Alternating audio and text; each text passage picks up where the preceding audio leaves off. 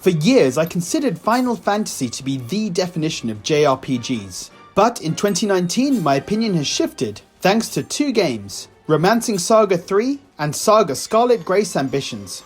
You can check out my videos on Romancing Saga 3 to see why I loved it so much. But I found SaGa Scarlet Grace to be an even better game that retains some of the best aspects of Romancing Saga and improves on others. First off, when you start the game, you answer a series of questions about your personality, and the game suggests a character to play as. There are 8 potential characters to play as, and I was offered Erpina, Princess of House Julianius. And so I thought, cool, I'll go with her. I haven't played the stories of the other 7 characters, but based just on Erpina's playthrough, I'm excited to try them. Erpina's story started with her needing to find her father to help their city, which is under attack. The journey takes Erpina through various regions of the world to find her father, but also to stop the emergence of the beast the Earth Serpent that's attacking the land. The story sets the scene for the journey, but SaGa Scarlet Grace is all about choice, so you can choose to stick to the story and finish the adventure, or explore and find new subquests. I like that the story gave purpose to the journey, but didn't get in the way of making detours. Erpina meets lots of characters on her journey, and can recruit new ones to the party. Apart from her and her bodyguard/advisor Mondo, the other characters weren't massively fleshed out, but this wasn't a big deal, as this was really about Erpina's journey, so getting to know her and see her grow from a lady inexperienced in fighting to a confident warrior was enjoyable. The gameplay is split between exploring the overworld map and turn-based battles. On the map, you walk around encountering various locations like towns, mines, ruins, or enemies. You can enter most, and in the case of towns, you can talk to townspeople, trade items, or upgrade your weapons and armor. In these towns, you may also discover new missions and quests. There is a massive amount of subquests to discover, and it isn't obvious at times what you need to do to trigger a quest, or how to complete it. At one point in the game, I entered a totally optional area, and it was clear there was an overarching quest to complete. I spent a couple of hours doing various missions and figuring out what I needed to do to complete the quest. In the end, the reward for completing the quest wasn't that special, but by doing all the other missions leading up to it, I gained 2 new party members, lots of new material for upgrading weapons, a new form of submission, and new weapons. That was an entirely optional area, but this game really rewards you for experimenting and exploring. There was one quest that began early on in the game, but I couldn't figure out how to proceed with it. I left the area and I had totally forgotten about it, but more than a dozen hours later, there was a satisfying payoff and conclusion to that story. In this way, it's similar to Romancing Saga 3. That game didn't give you a clear linear path to follow. You had to discover yourself and figure out what to do. And that's one of the things I loved about Scarlet Grace as I loved with Romancing Saga. They feel fresh and different. They aren't linear. You need to experiment. For the most part, Scarlet Grace did this really well, although Chapter 2 of Erpina's story really dragged for me. I had to retrieve these magical stones, and the game indicated that I had one still to find. When I had tried to move on from the quest without all the stones, the game didn't let me, so I assumed I had to find all of them. It turned out I had enough of them, but I wasted so much time that I did get annoyed at the game. There was an optional boss at the end of the chapter, but I was a bit fed up after probably 12 hours, that I just took the easy route to finish the chapter.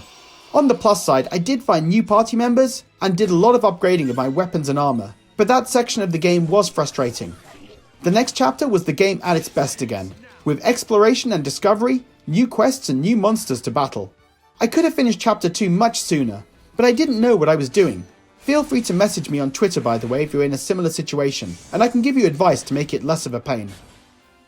The battle system is really clever. You have a set number of stars at the start of each turn, and you can choose moves for the characters to perform, but each move has a certain star cost. Each round, the number of stars goes up by 1, and you can choose to do more powerful attacks that cost 5 stars, for example, or 5 weaker 1-star attacks. As you use different moves, they rank up and become cheaper, which is very useful, so you can use more powerful attacks earlier on in the battle. Each character will have attacks, of course, but there's a lot more to think about when planning the moves for a turn. You can see the moves that enemies will be performing and the order of turns, so if you know the enemy will be performing a very strong attack, then you can try to stun them or put them to sleep to stop them performing it. You can also see if a foe is defending this turn, so you can attack someone else where you'll be able to do more damage.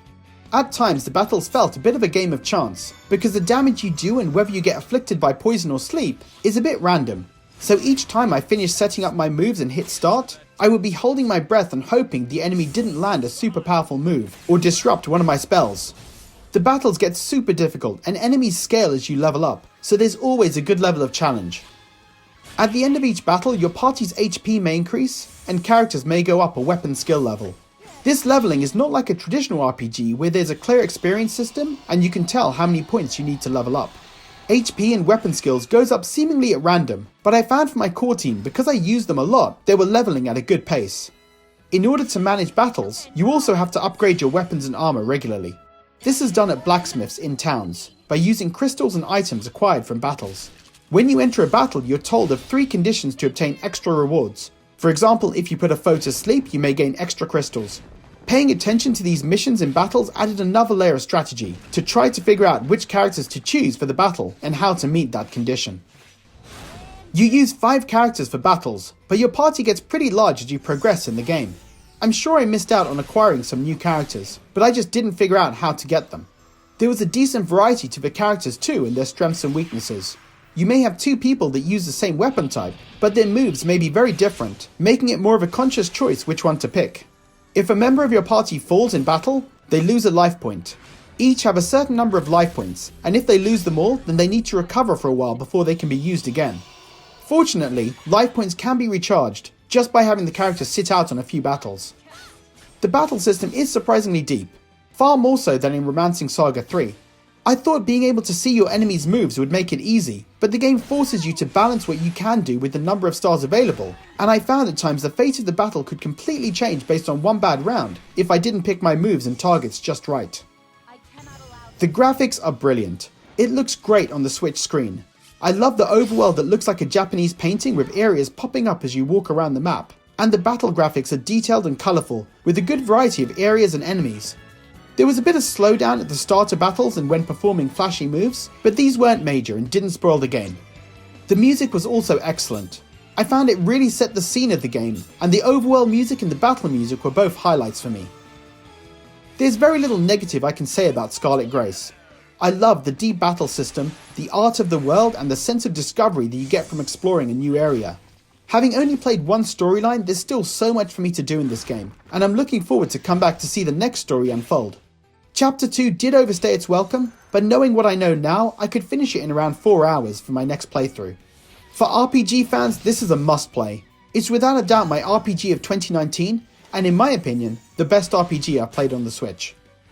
So guys, have you played SaGa Scarlet Grace Ambitions? And what did you think of it? Leave a comment below, and as always, thanks for watching.